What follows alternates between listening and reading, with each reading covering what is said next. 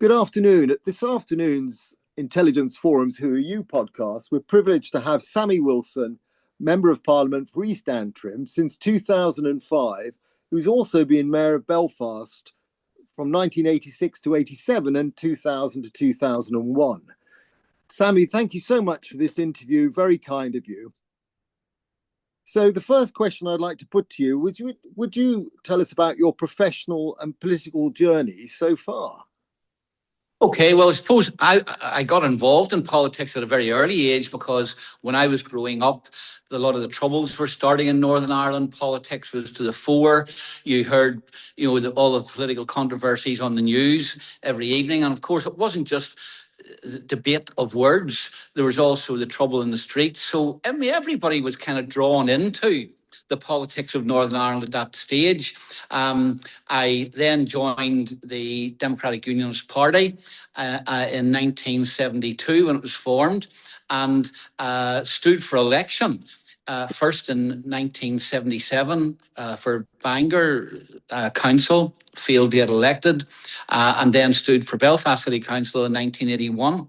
I was representing an inner part of East Belfast at that stage, an area going through a lot of change because all the old slum housing was being knocked down, people were being moved, a lot of disruption, and of course there was all of the interface problems in East Belfast as well with the nationalist area of Short Strand.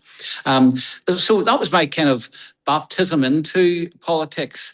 A mixture of the social issues, the security issues, and the big political issues. And Belfast City Council at that stage was probably the major political forum in Northern Ireland because the Northern Ireland Parliament had been closed down.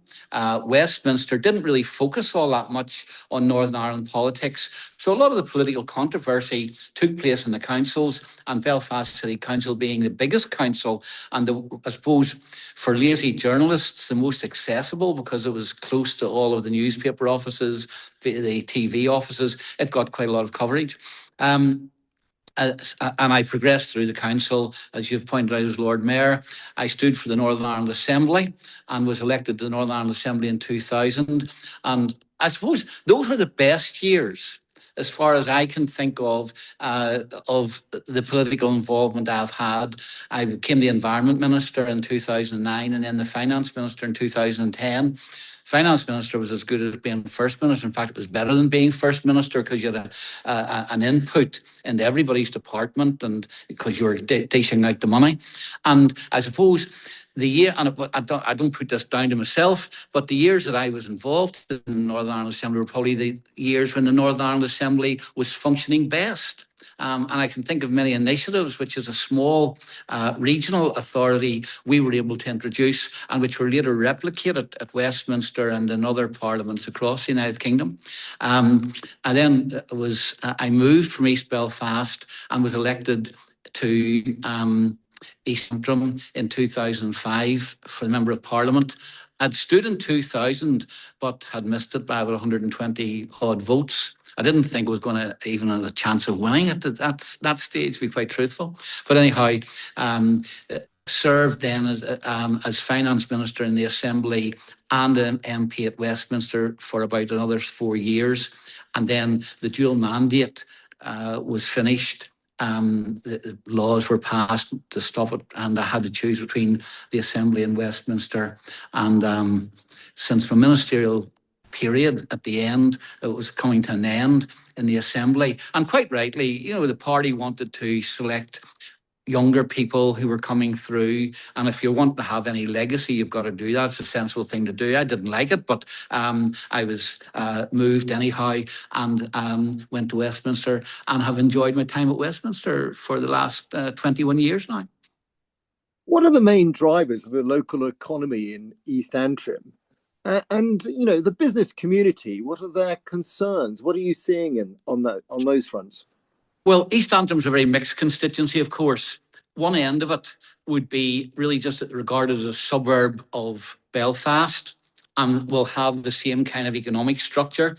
The other end is a very rural area, and it's mostly hill farming there. So there's a mixture between agriculture and agricultural production. And of course, a lot of the agricultural production which takes place in East Antrim is then transformed into food in processing factories in Ballymena, which is actually outside my constituency, but nevertheless very close and depends upon East Antrim for its raw supply.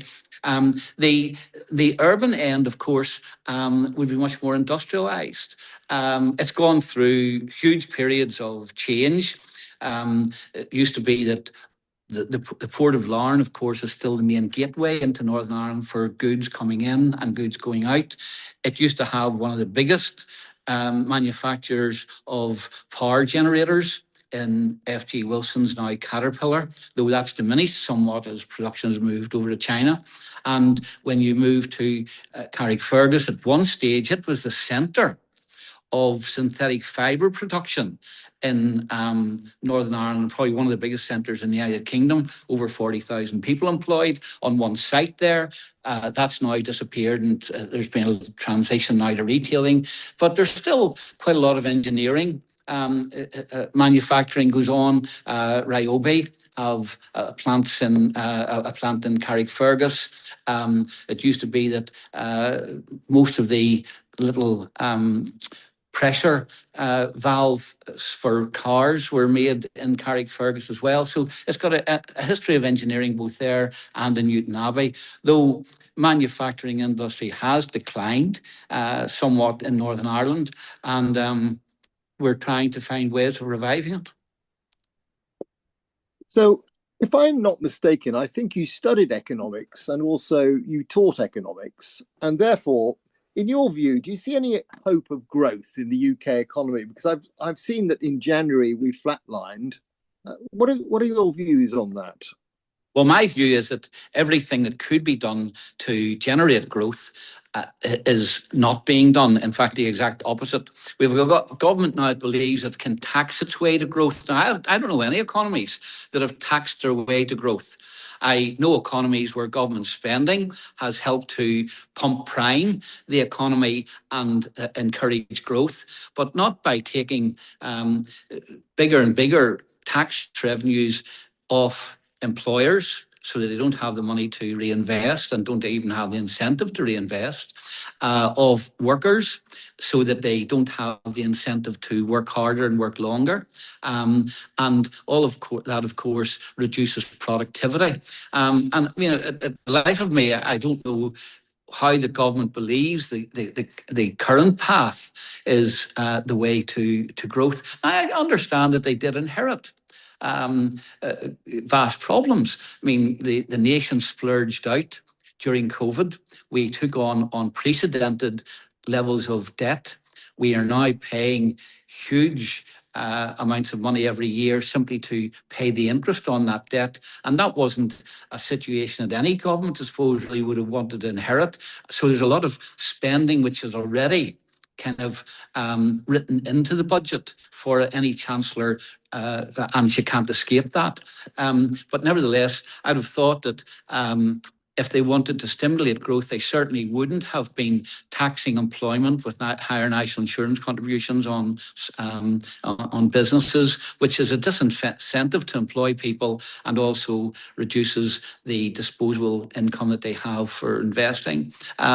So if I looked at the prospects for growth in the United Kingdom at present, I would say that, as the OBR has said, they're very, very limited. And indeed, if anything, whilst aiming for growth, the Chancellor is actually on a path to reduce growth.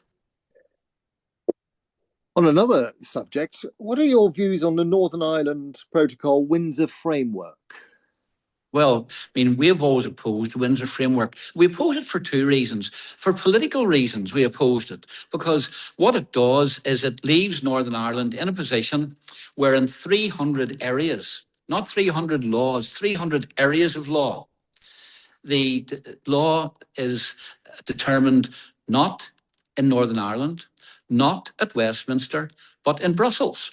So it's determined in a foreign jurisdiction, and whether or not we've abided by those laws is a decision not made by UK courts or Northern Ireland courts, but by the European Court. And, that to me first of all, diminishes our position within the United Kingdom, and secondly, removes democratic control over many laws, which will affect us greatly. I mean, let me just give you an example. Last night when I was doing some constituency work, I came across a letter from a manufacturer who was trying to get a part from England, a vital part for his machine, a machine which he had bought some time ago from a manufacturer in England, and now couldn't get the spare part for it because it didn't meet with the European General Product Safety regulations. Now, it's the same machine that was working in Northern Ireland when we were part of the EU. It's the same kind of part for the machine as was acceptable before the Windsor Framework was applied, but now is not available. Another lady wrote to me, said, look, I was in England, I went to the National Museum, I saw some products I would have loved to have given to my grandchildren for birthday presents, etc. Didn't want to bring them home, thought no problem, I'll order them online when I come home, and found that they couldn't be delivered to Northern Ireland because, again, of general product safety regulations, which are different here now than they are in the rest of the United Kingdom, because as the EU has changed its regulations, the UK has not. Because the UK is now aiming for independence on all of these things. So not only is it affecting, and yet we have no way of changing those laws or questioning those laws or whatever. So, but not only is it affecting democratic control of the laws which govern people, it's also affecting our economy. And the Federation of Small Business recently did a survey of small businesses in England, 30% of whom have now stopped supplying Northern Ireland. And others who say that if the regulations don't change and the paperwork doesn't change, they'll be stuck. They potentially see 50% of the people who used to supply goods to Northern Ireland no longer doing that. Now, that has an impact on English constituencies as well, of course, because people who are employed making those goods will no longer be needed. But secondly, it then forces manufacturers in Northern Ireland either to look to less secure supplies, less suitable supplies, or more expensive supplies. Because we chose English suppliers in the first place because they were the best goods and they were the cheapest goods. Now we're told we can't get those. So, I mean, it has an economic effect as well. Psychologically, of course, it's had an effect certainly on the unionist population, because it means that many unionists see ourselves as being kind of cast aside by the country to which we belong. And thank you for that, Sammy. On another point, the agricultural community that you represent in part of your constituency, and also farming as a wider subject, what policies would you like to see brought in to help the farming community? And especially in view of the latest Middle Eastern situation where fuel prices and all sorts of things are going up. Well, I think the first policy I would like to see removed are a lot of the mad net zero policies which have been applied to agriculture and which are making it more expensive for farmers to produce goods, and indeed are now discouraging farmers from producing food. And, you know, we have this crazy situation where farmers are now being told, look, you've got to rear fewer cattle, fewer sheep because of the emissions, the methane emissions from them. The nutrients directive means that the slurry which they produce has to be spread in a different way and can only be spread in certain amounts, which means that if you don't have enough land to spread the slurry on, you've got to cut back on the amount of cattle or sheep or chickens that you have in order to reduce the amount of slurry, because you don't have enough land to spread it on. Now, that's direct policy of net zero.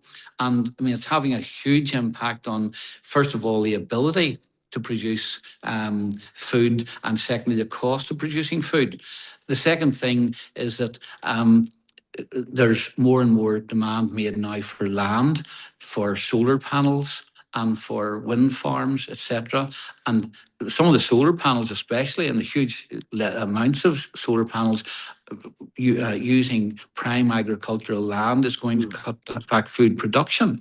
At a time, as you say, when food security is becoming more and more of an issue for a place like the United Kingdom. I mean, don't forget, in 2 world wars, we were nearly starved out. I was reading a book by Jeremy Paxman there just when I was coming home on the plane yesterday, who pointed out that in 2017, when Kaiser decided that the one way of beating Britain was to stop them bringing all the food that they brought from the empire we had all over the world at that stage.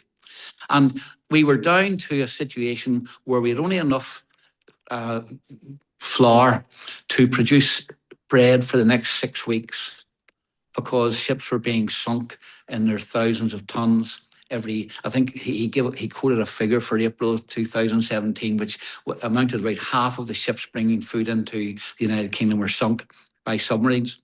We had the same thing in the Second World War, and we, encouraged people to start allotments and grow vegetables in their gardens and everything else.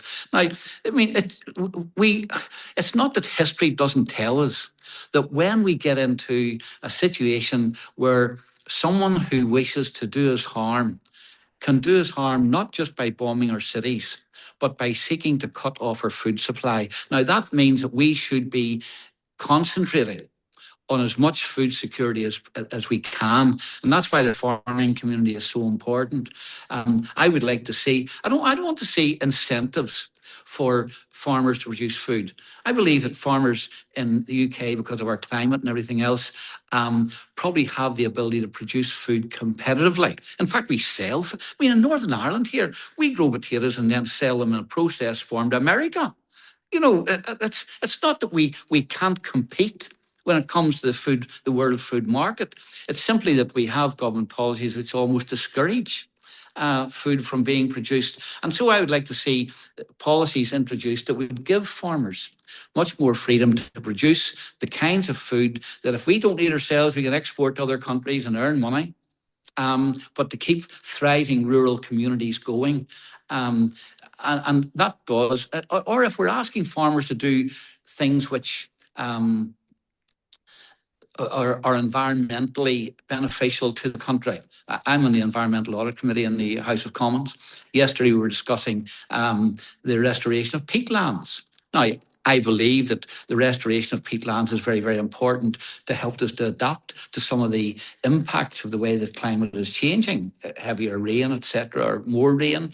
And they act as sinks. They can act as sinks to slow the runoff of water down. But if we're going to ask farmers to maybe re-wet some of these peatlands, then we've got to say to them, look, here's the compensation, or here's the help we're going to give you to do that. And we're going to allow you then to farm more intensively elsewhere so that we can keep up food production. So environmental objectives don't have to compete with the real job that I see farmers doing, and that is producing the food that we eat. So, last question, Sammy. In the last 21 years that you've been a Member of Parliament, what's the biggest change? I'm sorry, it's a very broad question, but what's the biggest change that you've noticed in Parliament? Is there one?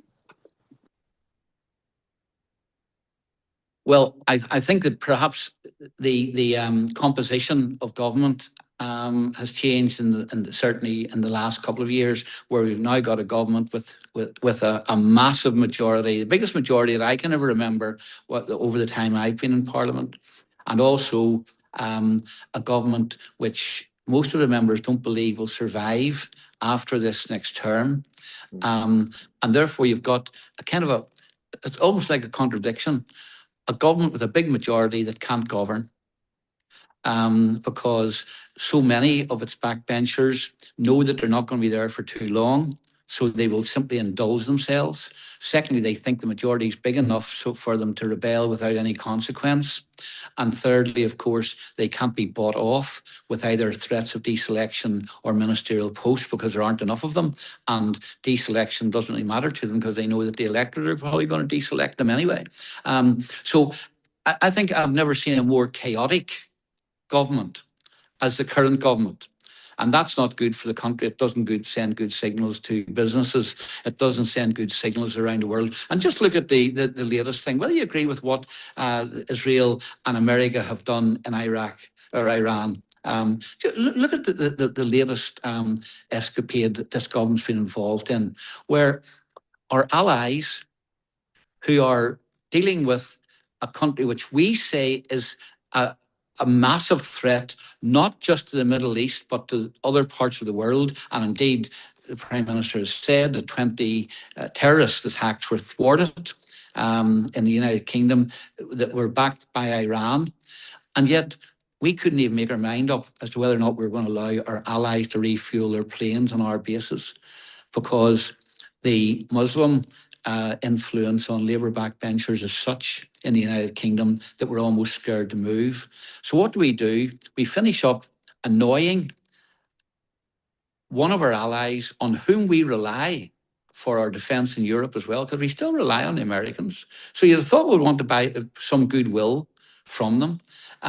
They weren't even asking us to send any material or men to fight in Iran. They were simply asking us for the use of bases.